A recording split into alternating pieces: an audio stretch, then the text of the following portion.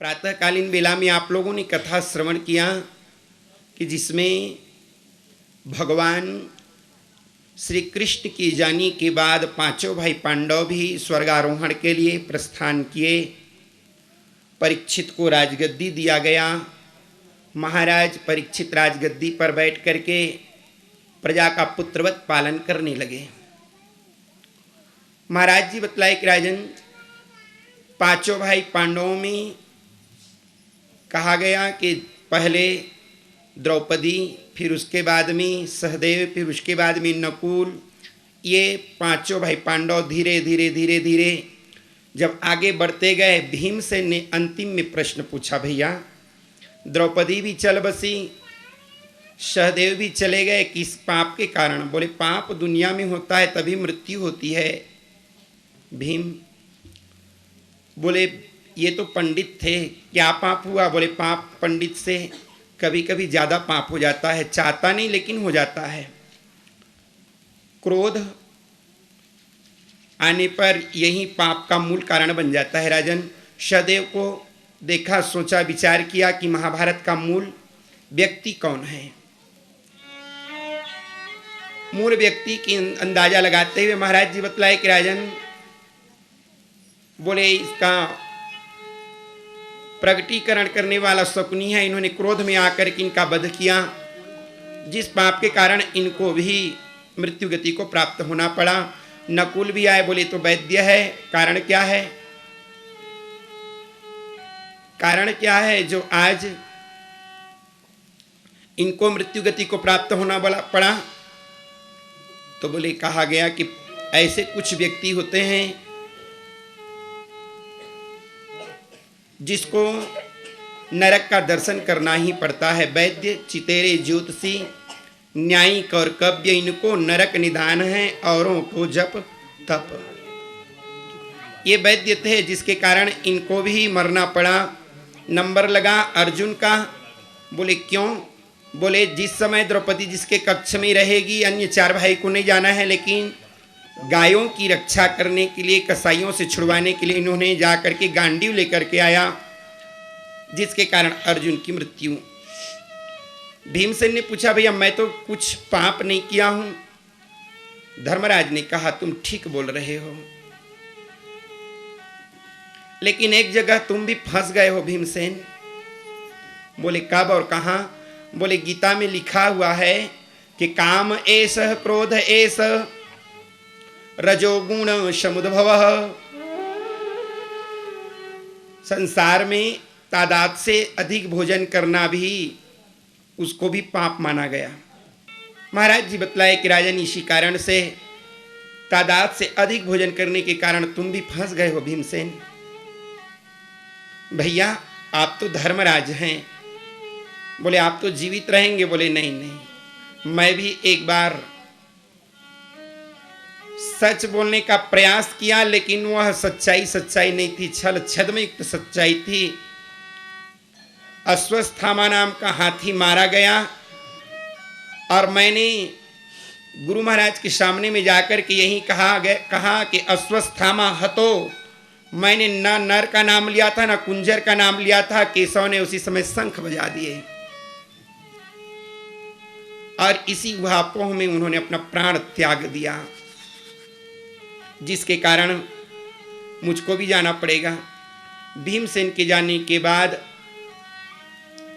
स्वर्ग से एक दिव्य विमान आया और उसी विमान में जब बैठने के लिए उद्यत हुए तो उसी समय चित्रगुप्त के दूतों ने कहा, आइए न धर्मराज महाराज, आप इस विमान पर विराजमान होइए। बोले जो कुत्ता मेरे पीछे पीछे आ रहा है बहुत दूर से, इसको कैसे छोड़ दूं मैं? पहले इसको बैठा, उसके बाद बैठूंगा मैं। बोले महाराज हम लोग कुत्ता बैठाने वाले नहीं, हम तो धर्मराज के लिए इस विमान को लेकर के हैं, आप बैठिए। बोले नहीं। लौट करके चले गए। चित्रगुप्त बोले क्यों लेकर के नहीं आए धर्मराज को? बोले महाराज कोई कुत्ता आ रहा है साथ में, बोले उसको बैठाओ। बोले जिसको बैठाना है लेकर के आए आप, उनके बिना मत आना। ठीक उसी समय की बात है। महाराज जी बतलाए कि राजन आकर के चित्रगुप्त के दूतों ने कहा, प्रभु आप जिसको बैठाना चाहते हैं बैठाइए और यहां से लेकर के चलिए आप। जैसे ही धर्मराज महाराज उस कुत्ता के सामने स्पर्श करने के लिए पहुंचे, वह कुत्ता कुत्ता नहीं, लपलपाती हुई जिह्वा, लाल लाल आंख और लंबी लंबी केश, लाल रंग की साड़ी पहनी हुई खड़ी हो गई।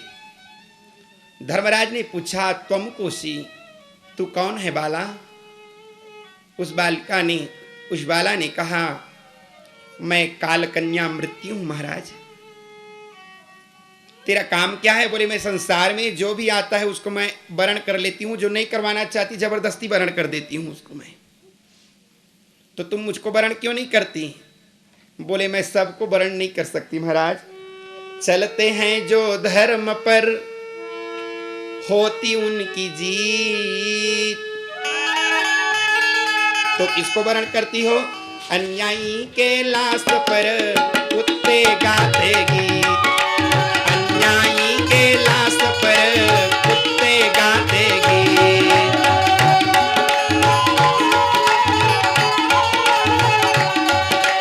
अन्यायी के लाश पर कुत्ते गाते गीत।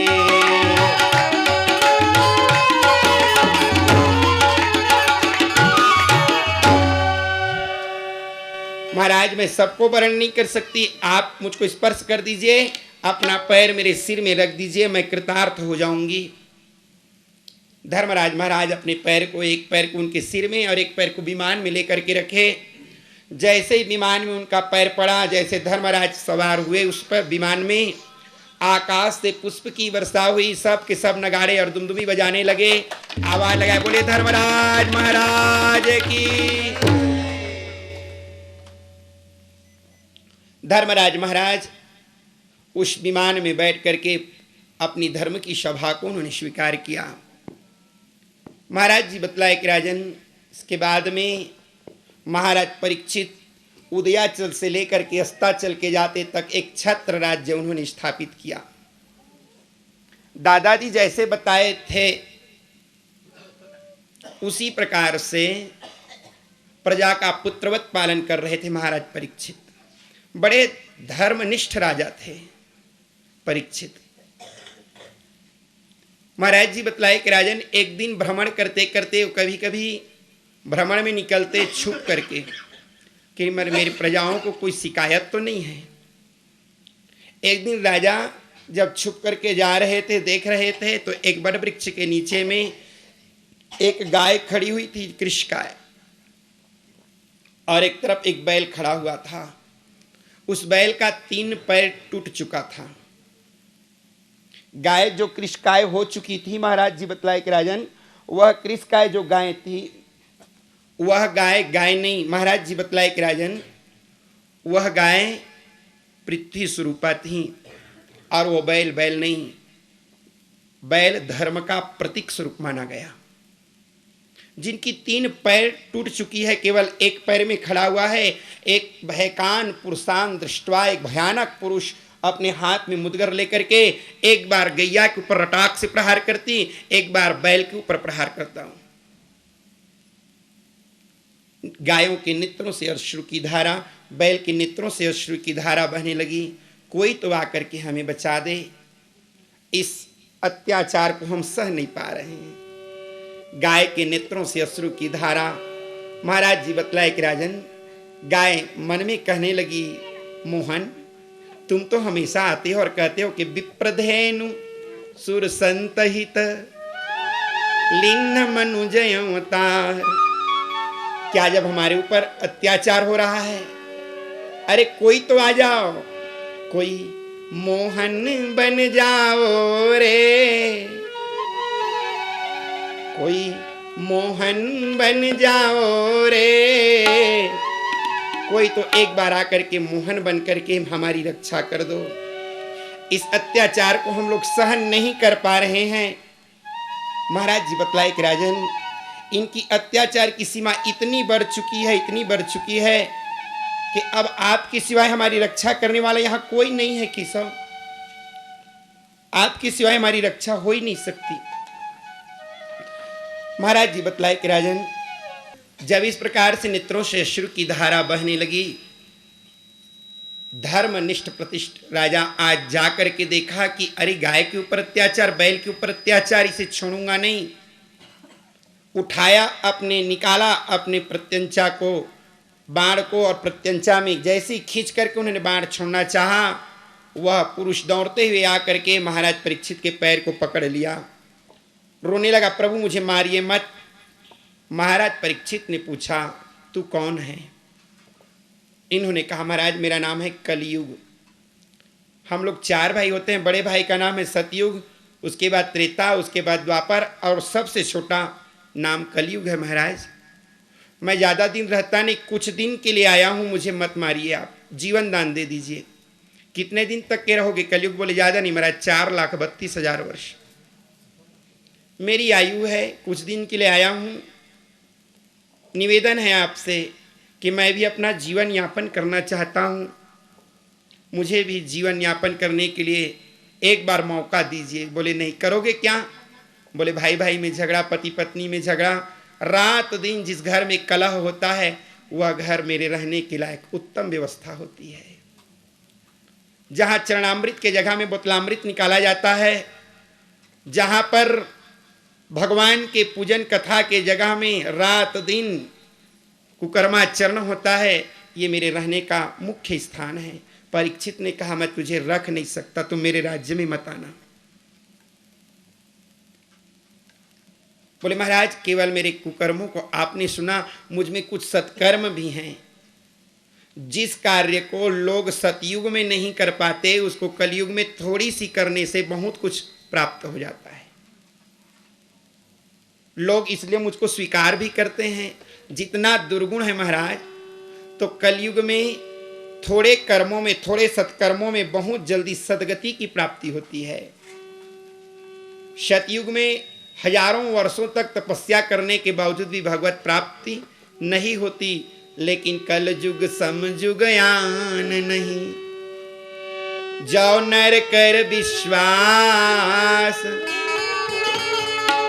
गाई राम गुण गण विमल, भवतर भी नहीं प्रयास। कलयुग में कुछ करने की आवश्यकता नहीं है। सतयुग में श्रुति योग युक्ति से नर विमुक्त हो जाते हैं। यज्ञ और तप के द्वारा भी त्रेता में तर जाते हैं। पूजा से तरते हैं भैरव, यह द्वापर परम निराला है। कली ने कहा तार दूं पल में, जपे नाम की माला है। कलयुग में कुछ करने की आवश्यकता नहीं। कलयुग केवल हरि गुण गान।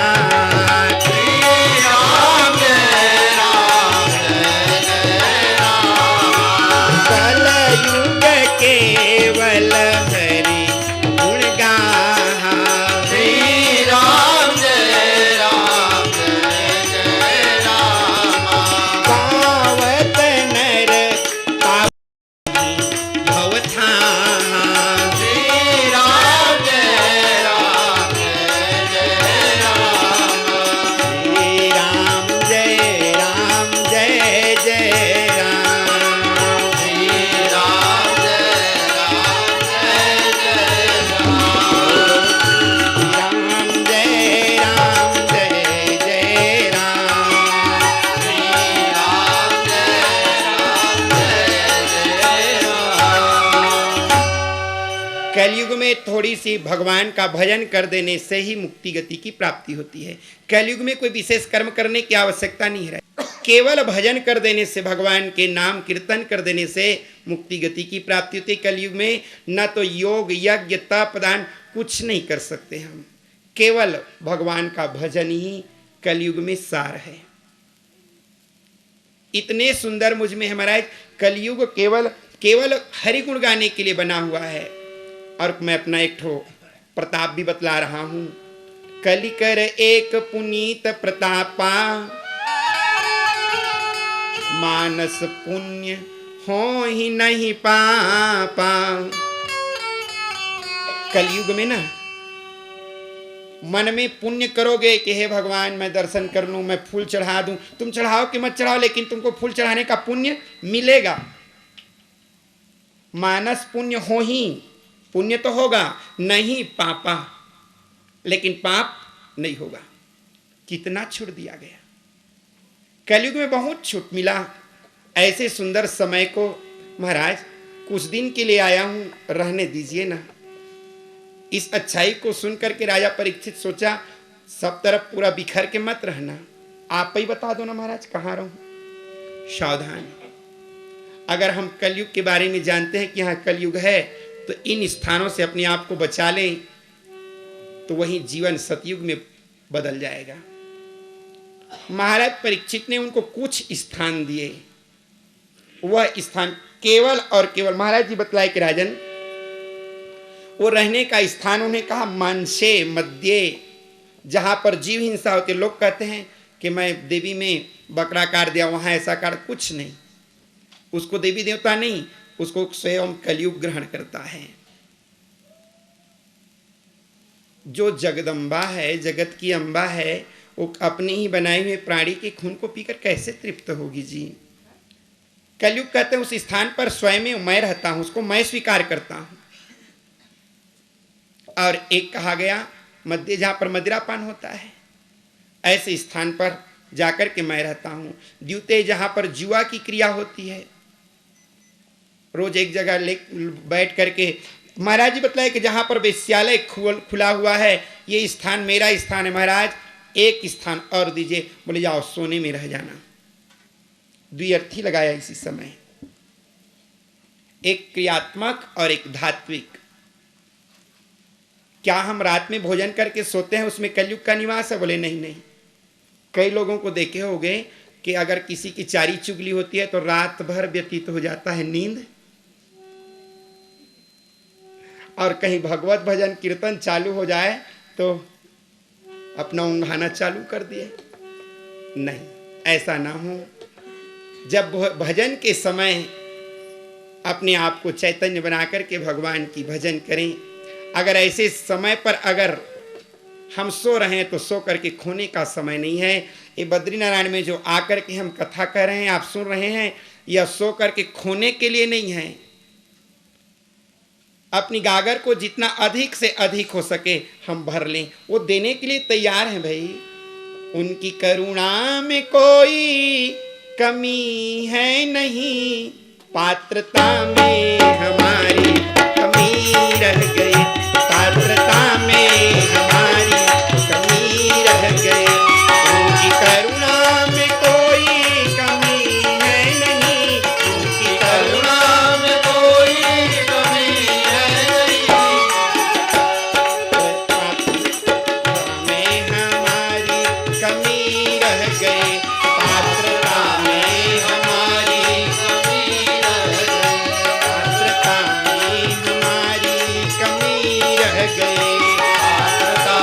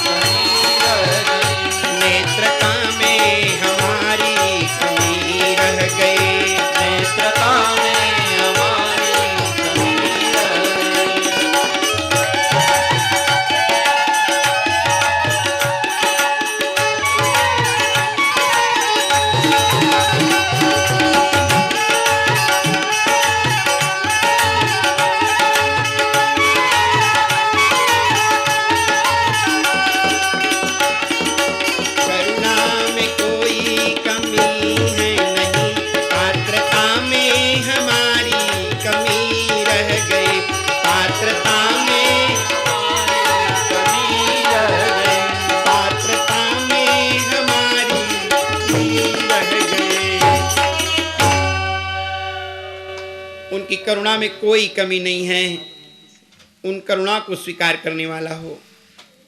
महाराज जी कृपा कर रहे हैं, दया कर रहे हैं, क्या वो पात्रता हम में है?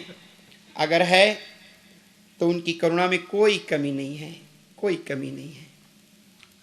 महाराज बतलाए कि राजन, जिस समय महाराज परीक्षित इन 5 स्थान को दिए और उन्हें स्वीकार किया, बोले महाराज एक सोना, बोले धात्विक वाले सोने में, बोले क्या जिस सोने को हम गले में धारण करते हैं, उंगली में धारण करते हैं, इस सब में कलयुग रहता है? बोले नहीं, उस सोने में कलयुग क्या, सोने में क्या कोई भी वस्तु हो, अन्याय संचिते द्रव्ये 10 वर्षाणि प्रतिष्ठति, अब कदापि षोडशे काले तो समूलेन विनश्यति।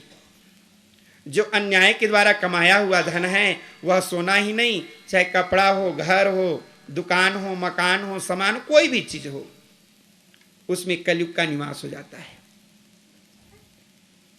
इसलिए अपने पास अन्याय के द्वारा कमाया हुआ धन अपने साथ में रोग, शोक, भय, ताप और पतन पैदा कर देती है। राजन बचे, अपने आप को बचाएं।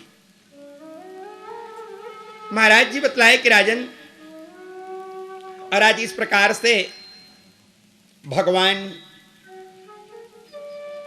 महाराज परीक्षित इनको देख करके, स्थान दे करके घर में लौटे। इनकी इच्छा हुई कि मैं जाकर के आज शिकार के लिए जाऊं। जरासंध का मुकुट घर में था और जरासंध का कोई कमाई ऐसा नहीं था जो सत्कर्म के द्वारा कमाया हुआ हो। उसी मुकुट को अपने सिर में लगाए और महाराज परीक्षित चले गए। किसी की वस्तु को उपयोग करने के समय बार बार सोच करके उपयोग करो। पता नहीं जिस व्यक्ति की वस्तु को हम उपयोग कर रहे हैं वह व्यक्ति का व्यक्तित्व कैसा है। हर चीज में, हर वस्तु में उपयोग करने वाले व्यक्ति का उसका प्रभाव पड़ा रहता है। इसलिए इन चीज को बार बार सोच करके, समझ करके इनकी उपयोग हम करें। महाराज जी बतलाए कि राजन, और आज इस प्रकार से महाराज परीक्षित उस मुकुट को धारण करके जैसी वहां से प्रस्थान किए, शिकार खेलते खेलते बहुत बिहड़ जंगल में पहुंच गए। रात्रिकालीन बेला होने वाली थी, प्यास भी लगी हुई थी। बहुत दूर में एक छोटा सा कुटिया दिखाई दिया। राजा उस स्थान पर गए और उस स्थान पर जाकर के उन्होंने जल की याचना की। जब जल की याचना की गई, महाराज समीक ध्यानावस्थित तद्गतेन मनसा पश्यन्ति यम योगिनो, वो ध्यानावस्थित अवस्था में बैठे हुए थे। इन्होंने जल की याचना की, महाराज सुने नहीं। महाराज परीक्षित को लगा कि ये ढोंगी है, पानी देने के नाम से उठना ना पड़े करके आंख को मूंद के बैठ गया है। जब जीवन में कलयुग आता है ना, अगर भगवान भी सामने में खड़े हो जाए तो उसका भी परीक्षा ले देता है जी। कारण कि उसके सिर पर कलयुग विराजमान है। अगर शनि आ जाए जिस व्यक्ति के जीवन में, जिस व्यक्ति के जीवन में अगर कहीं कलयुग बैठ जाए तो चाहे परमात्मा ही क्यों न उतर जाए, उसका भी वह प्रैक्टिकल कर देगा वो। और अगर इन चीज से अपने आप को बचाना चाहते हैं तो केवल एक ही चीज है, वह भगवान का भजन। समस्त ग्रहों को शांत करने के लिए, समस्त बीमारियों को शांत करने के लिए केवल और केवल भगवत स्मरण, इसके सिवाय दुनिया में कुछ नहीं है। भगवत भजन करने वाले की रक्षा स्वयं परमात्मा करते हैं। भगवान कहते हैं मैं कहीं रहता नहीं, नाहम बसामि वैकुंठे योगी नाम हृदये न च मद भक्ता यत्र गायन्ति तत्र तिष्ठन्ति। नारद, नारद नहीं बसूं वैकुंठ में, नहीं योगी नहीं माही, मेरे भक्त गावें सदा रहूं ठौर मैं वाही। जहां मेरे भक्तगण मेरी गुणानुवाद को गाते हैं तो मैं सब को छोड़ करके मैं उसी स्थान पर आ जाता हूं। और जीवन में कुछ करें कि ना करें, लेकिन भगवान की भजन के लिए जरूर समय निकालो, जरूर। जीवन में इस बात को हमेशा ध्यान रखें जीवन कुछ हो कि ना हो, लेकिन जब जिस प्रकार से हम भोजन को जीवन में अनिवार्य कर चुके हैं, उसी प्रकार से जीवन में भजन को भी अनिवार्य कर दें। भजन अनिवार्य होना चाहिए। महाराज जी बतलाए कि राजन महाराज परीक्षित आज उस मुकुट को लगाए जिसके कारण बुद्धि दिग्भ्रमित हो गई, और बुद्धि के दिग्भ्रमित होने के कारण राजन वह संत को भी असंत समझ बैठा। बड़ी गुस्साई। और कलयुग प्रारंभ होता है क्रोध से, शनि प्रारंभ होता है क्रोध से। जो व्यक्ति क्रोध को शमन कर दिया तो जान लेना कि उस व्यक्ति के जीवन में कभी कलयुग का प्रभाव नहीं आएगा और कभी उसके जीवन में शनि का प्रभाव नहीं आएगा। ये दोनों जब भी घुसता है, चाहे शनि घुसे तो चाहे कलयुग घुसे, तो ये क्रोध से प्रारंभ होता है। आज इसी क्रोध के कारण जाकर के गुस्से में आकर राजा ने मरे हुए सर्प को गले में ले जाकर के डाल दिए कि जब महाराज हड़बड़ा करके उठेगा तब बोलूंगा कि क्यों ढोंगी आंख बंद करके बैठे थे। लेकिन महाराज तो सच्चे संत थे ना, लटका करके चले गए। महाराज परीक्षित जीवन में कभी ऐसा कर्म नहीं करते थे और आज ऐसा उनके हाथ से कर्म हुआ। सोचने लगे। अब इधर उसके बेटे स्नान करने के लिए गए थे, नाम था श्रृंगी, समीक का बेटा श्रृंगी ऋषि। किसी ने जाकर के कहा तेरे पिताजी के गले में मरे हुए सर्प को किसने लटका दिया। बिना सोचे समझे उन्होंने जल को उठाया और उठा करके क्रोध में आकर के कहा जा रहे बेटा के रहते बाप का अगर अपमान कर दे तो मैं तुझे श्राप देता हूं कि जिस सर्प को तुमने मेरे पिताजी के गले में डाला है वही आज के 7वें रोज के आते तक वही तक्षक तुझको डस खाएगा। श्राप दे दिया गया। संत यहां ध्यानावस्थित अवस्था में थे। सब आकर के जैसी श्रृंगी ने सर्प को निकाल करके पिता की गोद में सिर को रख करके रोया, पिताजी जगे, क्या हुआ बेटा? बोले ऐसा ऐसा घटना घटा। कौन है? बोले नहीं मालूम पिताजी, मैंने उस दुष्ट को श्राप दे दिया। मालूम नहीं है? बोले नहीं। बिना विचारे क्यों तुमने श्राप दिया? बोले कोई भी हो पिताजी, आपका अपमान किया, कोई वो अच्छा संत नहीं हो सकता। जैसी महाराज ध्यान लगा के देखे समीक जी तो कोई और नहीं, वो तो राजा अधिराज महाराज परीक्षित ही थे। ओहो पुत्र, तुम में पांडित्य तो आ गई है लेकिन अभी बुद्धि का विकास नहीं हुआ है बेटा। अभी तुम इस कार्य में बहुत छोटे हो। तुम जैसे उधर राजा ने मुकुट को निकाला याद आया, ओहो मैं तो जैसा कर्म कभी जीवन में नहीं करना चाहिए वो कुकर्म कर दिया। खाना पीना सब बंद करके महाराज बैठ गए। महाराज समीक आए, बोले राजा मुक्ति का मार्ग खोज ले, 7 दिन है तेरे पास में और इस 7 दिन के अंदर में अपनी मुक्ति का मार्ग खोज, जैसे में तुम्हारी मुक्ति हो जाए कुछ उपाय कर ले राजा। सब राजा उसी समय बैठे थे। संसार के सब बड़े बड़े साधु संत ऋषीश्वर योग मार्ग से पहुंचने लगे। महाराज जी बतलाए कि राजन हरिद्वार से करीबन 60 किलोमीटर की दूरी पर पीछे तरफ एक सुक्रताल नाम का गांव है। अभी वर्तमान में वह सुक्रताल के स्थान पर जब महाराज परीक्षित सोचने लगे कि अब क्या उपाय करूं, किसके पास जाऊं, सब बड़े बड़े संत ऋषि महात्मा बैठे हुए थे, निर्णय नहीं हो पा रहा था। मुंडे मुंडेर मतिर भिन्ना, सब अलग अलग अपना प्रस्ताव मत प्रस्तुत करते थे। नारद जी आकर के बोले परीक्षित, यहां पर बैठे बैठे विचार करते रहोगे कि कुछ उपाय भी करोगे? बताइए न देवर्षि। एक काम कर राजा, गंगा के तट में मरने पर भी हो सकता है तुम्हारी मुक्ति हो जाए। घर में मत बैठ, समय मत गंवा। लोग कहते हैं चाहे गंगा जी का तट हो, यमुना का बंसी बट हो, या सांवरा निकट हो जब प्राण तन से निकले, या सांवरा निकट हो जब प्राण तन से निकले, तो करना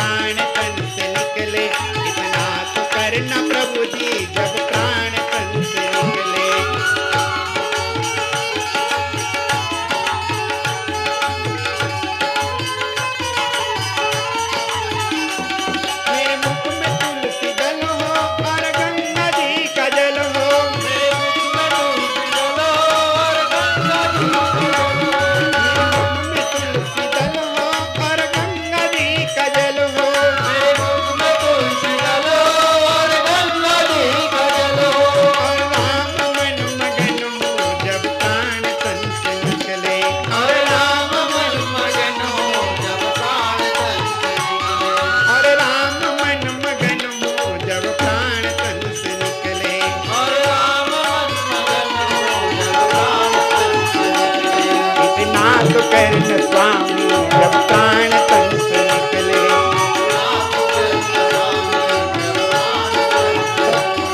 इतना तो करना प्रभु जी जब प्राण तन से निकले।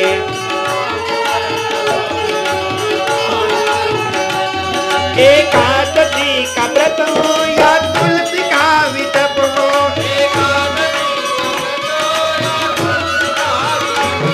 एकादशी का व्रत हो या तुलसी का वितप हो,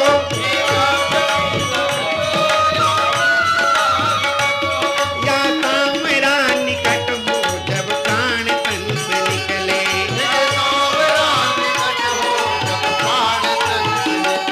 या तामरा निकट हो जब प्राण तन से निकले। नाथ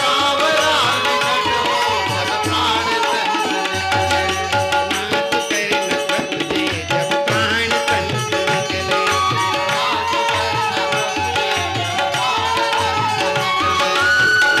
कर्ण प्रभु जी जब प्राण तन से निकले।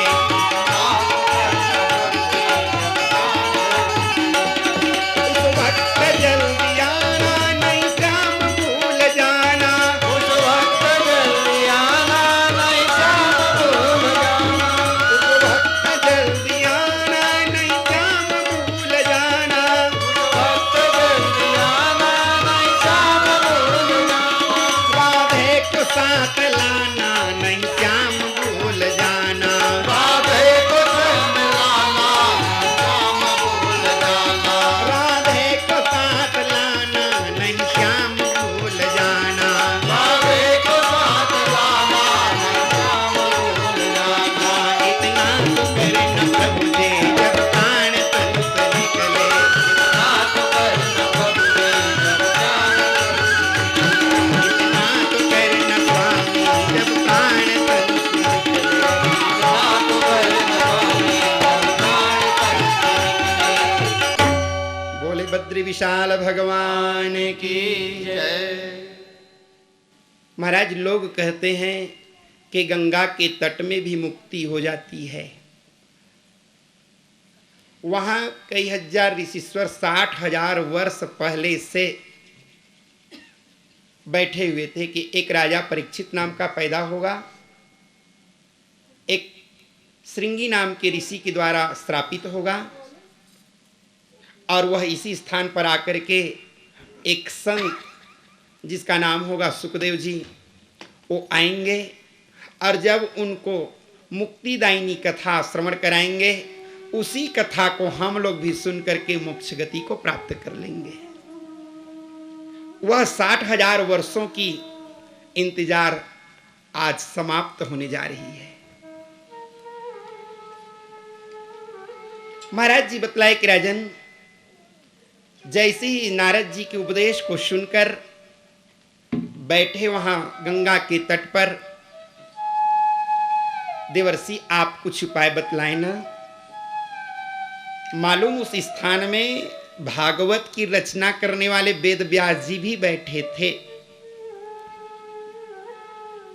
उस स्थान में महाराज पराशर जी बैठे थे, शक्ति भी बैठे थे, वशिष्ठ सब के सब बैठे थे, दादा परदादा सब कोई बैठे थे। लेकिन निर्णय नहीं हो पा रहा था कि इनको हम कौन सी चीज दें जिसमें 7 ही दिन के अंदर में मुक्ति हो जाए। नारद जी भ्रमण करते करते जा रहे थे। तू चिंता मत कर राजा, हो सकता है कोई मिल जाए, मिले कोई ऐसा संत फकीर, पहुंचा दे भव दरिया के तीर। मिले कोई ऐसा संत फकीर, पहुंचा दे भव दरिया के तीर। मिले कोई ऐसा संत फकीर, पहुंचा दे भव दरिया के तीर। ऐसा संत फकीर, पहुंचा दे भव दरिया के तीर। मिले कोई ऐसा संत फकीर, पहुंचा दे भव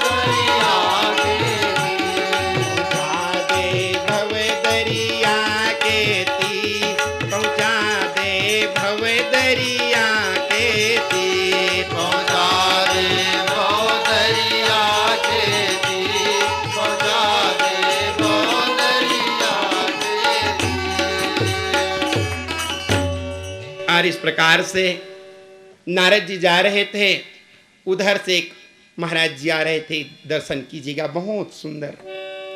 महाराज कैसे हैं?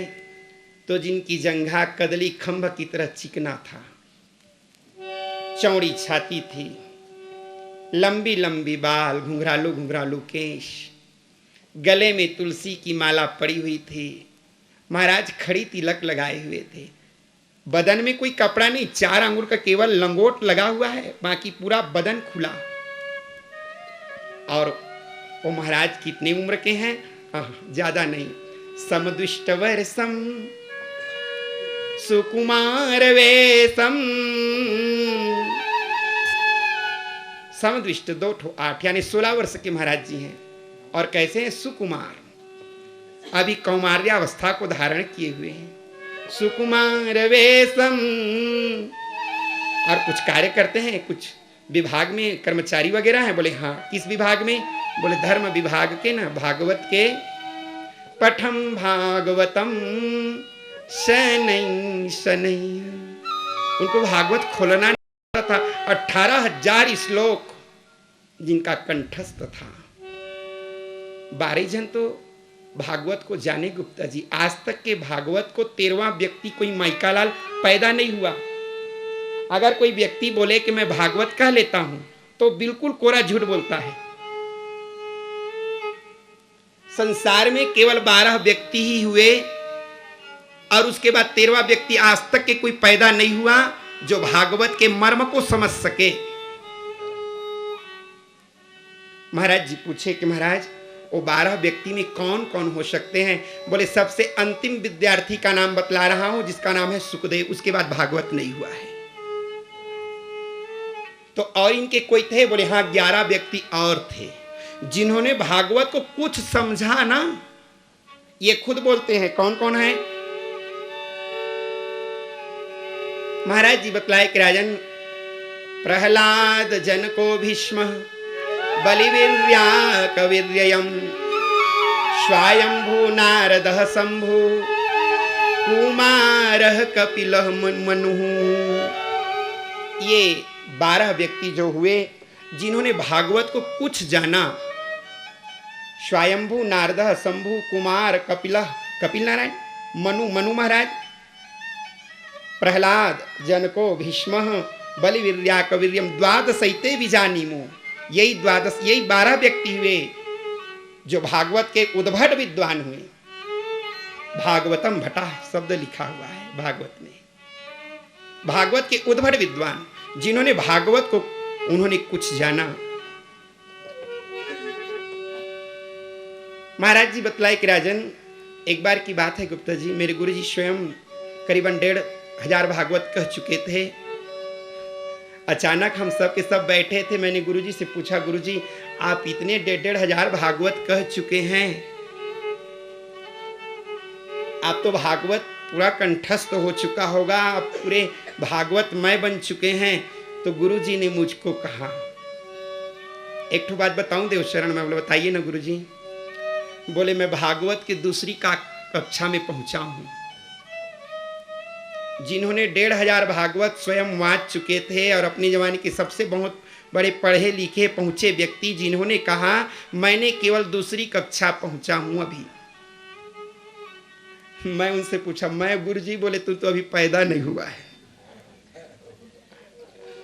बस तू चालू कर, भगवत कृपा बनी रहेगी। जिस दिन उनकी कृपा हो जाएगी कुछ जान लोगे, कुछ जान लोगे, शब्द उनकी वाणी से निकला था। और मृत्यु के समय उनकी वाणी से अंतिम समय उन्होंने एक ही शब्द बोला कि हे राम अब मुझे ले चलिए, बस बोले और उनका प्रणांत हुआ। इतने बड़े भाग्यशाली महाराज जी बतलाए कि राजन ये 12 व्यक्ति के बाद 13वां नंबर का कोई माइका लाल पैदा नहीं हुआ जो भागवत को समझ सके, जान सके। तो क्या भागवत नहीं होती? बोली भागवत होती है। महिमा है अपारन पार कोई तो पे कहेंगे कथा तरने के लिए, मोहि शक्ति दयाल दया कर दो, पथ रोशन में बढ़ने के लिए। हे शक्ति दयाल, मुझे वह शक्ति दे दो कि इस धर्म के मार्ग पर मैं प्रशस्त हो सकूं। पै कहेंगे कथा, लेकिन कहेंगे भागवत हो नहीं रहे, लेकिन उसके बावजूद भी हम कहेंगे, किस लिए कहेंगे? तरने के लिए। भागवत नैया है, नौका है, हम इस संसार सागर से तरने के लिए कथा कहेंगे। महिमा है अपार, इसकी अपार महिमा है, पार न कोई, इसका पार आज तक के किसी ने नहीं पाया। और इसकी था भी मत लगाए। जो व्यक्ति डूबेगा था लगाने के लिए डूब के मर जाएगा। अगर चींटी अगर जा करके बोले समुद्र तू कितना गहरा मैं पता तो लगाऊं, तो चींटी पता लगा पाएगा। जिमी पिपलिका सागर था, क्या पिपलिका चींटी सागर की था लगा सकती है? संसार में हम सब चींटी हैं और यथा समुद्र है भागवत। महाराज जी बतलाए कि राजन, जैसी नारद जी ने देखा, लोग देख करके कोई तो धूल डाल देते थे, कोई फूल डाल देते थे, ना तो उनको धूल से मतलब और न फूल से मतलब। संत बस भगवान का नाम उच्चारण करते, उनके वाणी से एक ही शब्द निकलता था, श्री कृष्ण गोविंद हरे मुरारे, हे नाथ नारायण वासुदेवा। श्री कृष्ण गोविंद हरे मुरारे, हे नाथ नारायण वासुदेवा। श्री कृष्ण गोविंद हरे मुरारे, हे नाथ नारायण वासुदेवा।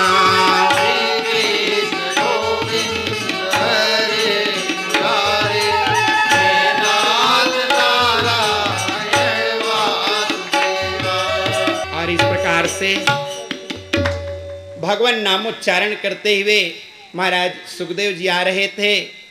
महाराज जी बतलाए कि राजन, संत चलते चलते निराली संत चलते जा रहे थे। जैसे ही सुखदेव जी से नारद जी से मुलाकात हुई, सुखदेव जी का प्रणाम। सुखदेव जी बोले प्रणाम प्रणाम देवर्षि। कहाँ जा रहे हैं? बोले बस रमता जोगी बहता पानी, चल रहे हैं, चलते जा रहे हैं। फकीरी जीवन में और कोई काम नहीं है नारद जी। जीवन में, फकीर के जीवन में फिकर कहां से आएगी? फिकर फिकर सब कोई कहे, फिकर है मन की पीर, फिकर की फाकी करे ताको नाम फकीर। इसलिए क्या करें?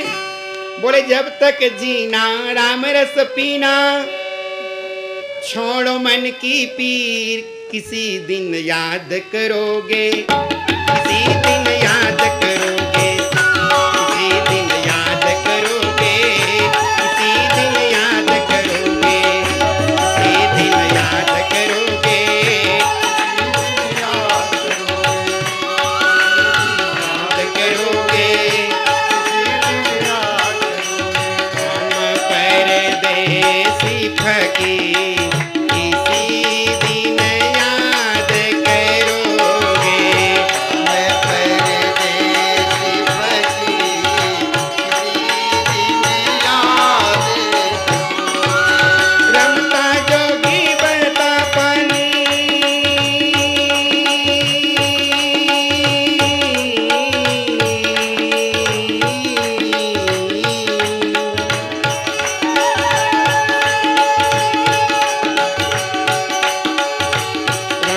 जोगी बहता पानी, जिसकी महिमा राम न जानी, महिमा राम न जाने, जिसकी महिमा राम न जाने, राम न जाने, जिसकी महिमा राम न जाने, महिमा राम न जाने। हम परदेसी फकीर किसी दिन याद करोगे, मैं परदेसी फकीर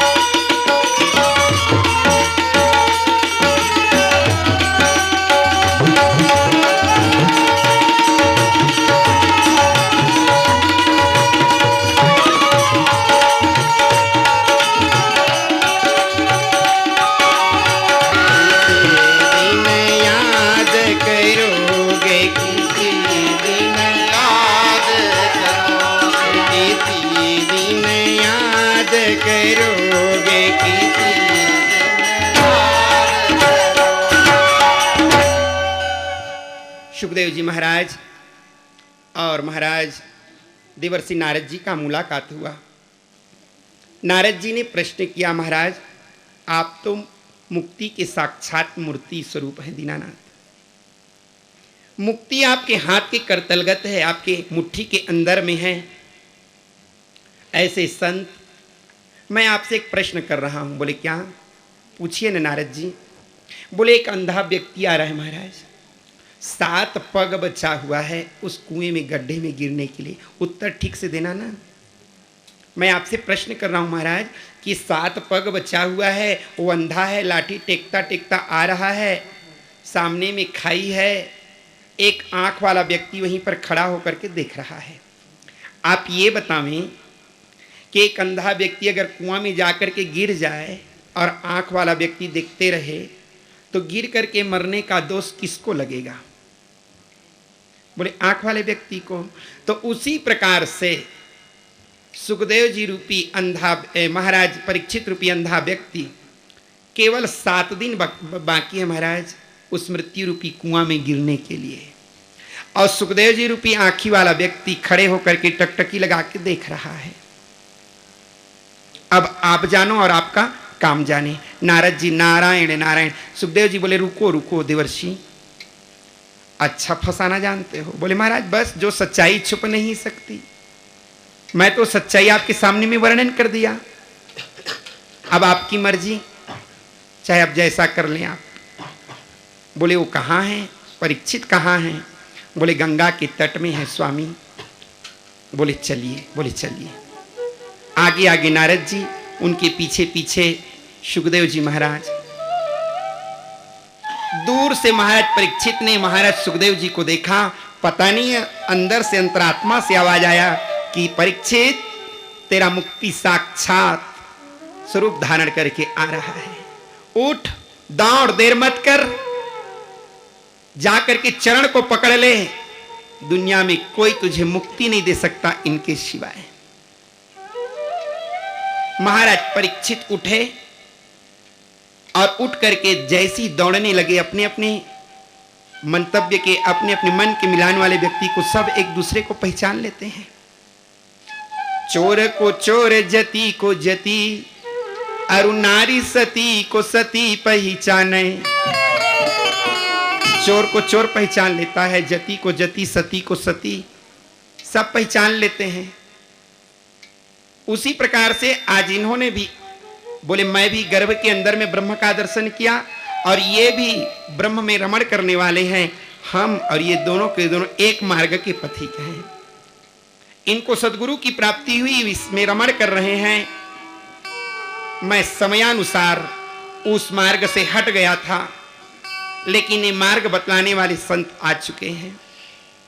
उठे और उठ करके दौड़ करके जा करके चरण को छू करके उन्होंने प्रणाम किया। प्रणाम सुखदेव, जय।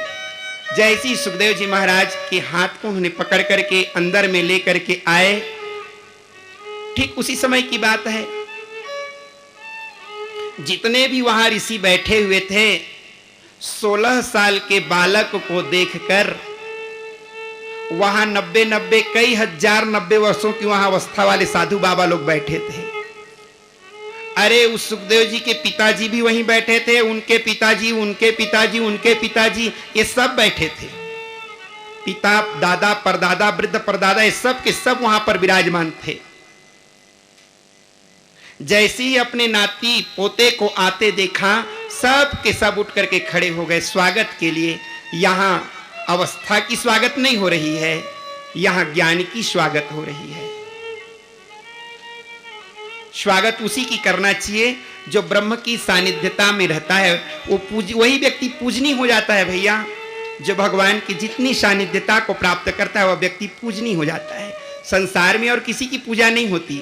पूजनीय प्रिय परम जहां ते, जहां यानी संसार, पूजनीय प्रिय परम जहां ते, मानिय शकल राम के नाते।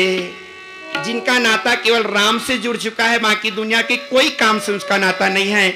जिसका नाता केवल राम से जुड़ जाए तो संसार में वही व्यक्ति पूजनीय होता है। सुखदेव जी पैदा होते ही साथ घर द्वार को छोड़ करके ब्रह्म की प्राप्ति के लिए चले गए थे। सुखदेव का तारतम्य साक्षात ब्रह्म से मिल चुका था, इसलिए साक्षात ब्रह्म स्वरूप हैं। महाराज परीक्षित उठे और उठ करके लेकर के उनको एक दिव्य सिंहासन बना हुआ था। सब मंचन ते मंच एक सुंदर सुखद विशाल, मुनि समेत दो बंधु तहां बैठा रे महिपाल। एक दिव्य सिंहासन बना हुआ था, उस आसन का नाम था व्यासासन। और उसी व्यासासन में वह 16 साल के उम्र वाले सुखदेव जी को लेकर के बैठाया गया और वह साक्षात व्यासाय विष्णु रूपाय व्यास रूपाय विष्णवे नमो वै ब्रह्मणि धाय वासिष्ठाय नमो नमः वासिष्ठाय नमो नमः। बोले व्यास नारायण भगवान के। आज आकर के जैसी उन्होंने इस दिव्य मंच में उन्होंने स्थान ग्रहण किया, वह स्थान ग्रहण करते ही साथ जितने भी 88,000 ऋषीश्वर थे, मुनि समूह मह देखे सन्मुख सबकी ओर, शरद इंदु इव चितवत मानहु निकर चकोर।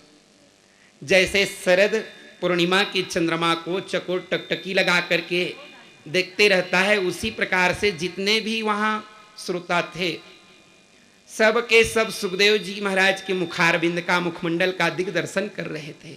इतने बड़े मुक्ति के मार्ग को कैसे खोल पाएगा? अरे जिसके पिताजी बैठे हैं, जिसके दादाजी बैठे हैं, जिसके परदादा बैठे हैं, इनकी हिम्मत नहीं पड़ रही। जिन्होंने 18 पुराण की रचना किया, उनको हिम्मत नहीं पड़ रही है कि मैं राजा को 7 दिन के अंदर में मुक्ति कैसे दूं। अरे बड़ा सुंदर जाकर के अलमस्त होकर के बैठ गए और सब के सब बैठे थे। कुछ के मन में यही बना हुआ था कि बालक है, क्या होगा, लेकिन बाकी लोग जो ब्रह्मदर्शी थे उनको मालूम था कि ये ब्रह्म का निरूपण करेंगे।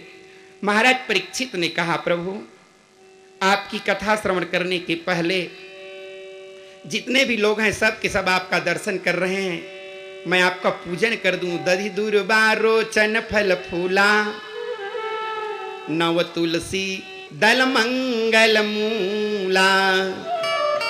और जाकर के उनकी स्वागत पूजन किया गया। पूजन करने के बाद सुखदेव जी महाराज जब बैठ करके भगवान के ध्यान लगाए, प्रभु आज इनकी मुक्ति की मांग हो रही है, ऐसी मुझे वह दिव्य ज्ञान माँ सरस्वती प्रदान करें कि इस ज्ञान के मार्ग से मैं लोगों को अपनी यह दिव्य मुक्ति आपके सामने में हे माँ इन लोगों को मैं प्रदान कर सकूं। सभी लोग बड़े उत्कंठ भाव से देख रहे क्या बोलेंगे। चलो रे करो दर्शन सुखदेव जी का, चलो रे करो दर्शन सुखदेव जी का, चलो रे करो दर्शन सुखदेव जी का, चलो रे करो दर्शन सुखदेव जी का। आया बुलावा, आया बुलावा, आया बुलावा, आया बुलावा, भागवत कथा का, चलो रे करो दर्शन सुखदेव जी का, चलो रे करो दर्शन सुखदेव जी का, चलो रे करो दर्शन सुखदेव जी का। चलो रे करो दर्शन सुखदेव जी का। आया बुलावा, आया बुलावा, आया बुलावा, आया बुलावा, भागवत कथा का, चलो रे करो दर्शन सुखदेव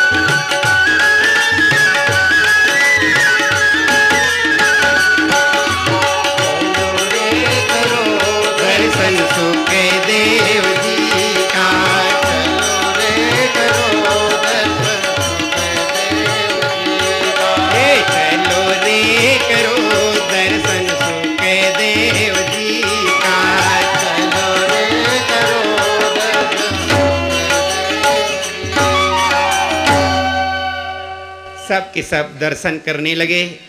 मानो निकर चकोर, चकोर की भांति उनकी दिग्दर्शन में लगे हुए थे। महाराज जी बतलाए कि राजन, परीक्षित सामने में बैठे और बैठ करके हाथ जोड़ करके उन्हें प्रथम प्रश्न किया, महाराज केवल 7 दिन, 8वां दिन की एक सांस भी नहीं मिली है, 7वें दिन में यहाँ से जाना है प्रभु, अगर कुछ मार्ग हो तो आप बतलाइए कि मुक्ति क्या 7 दिन के अंदर में हो सकती है। सुखदेव जी ने कहा, तुम तो बहुत देर कर रहे हो परीक्षित, मुक्ति 7 दिन नहीं तो 7 घंटा भी नहीं लगती राजन, 7 क्षण नहीं लगती, 7 पल नहीं लगती मुक्ति के लिए। कितना देर लगता है महाराज? बोले मुक्त हो जाता है प्राणी पाप पारावार से, जो लगाता नेह सच्चा कृष्ण जगदाधार से। भगवान को पाने के लिए केवल और केवल नेह प्रेम की आवश्यकता है। जब तक प्रेम नहीं होगा तब तक परमात्मा की प्राप्ति होने वाली नहीं है। जो व्यक्ति अगर प्रेम भगवान से लगा लेता है, मैंने भी नेह लगाई रे, जिन्होंने भी नेह लगाया, जिन्होंने प्रेम किया, भगवान को पाने के लिए कोई अन्य साधन की आवश्यकता नहीं। राम ही केवल शब्द लिखे गोस्वामी जी ना, राम ही केवल प्रेम प्यारा, जान ले जो जान निहारा। भगवान को पाने के लिए केवल प्रेम की आवश्यकता है, अन्य किसी चीज की नहीं ना, केवल प्रेम की आवश्यकता है। हे राजन परीक्षित, तू भी उस परमात्मा से प्रेम लगा, तेरे मन में भय बना है ना, भय को हटा। भगवान कहते हैं कि भक्तों के मन में भय नहीं होना चाहिए, भक्तों को निर्भय होना चाहिए। भय को भगवान के ऊपर छोड़ दो।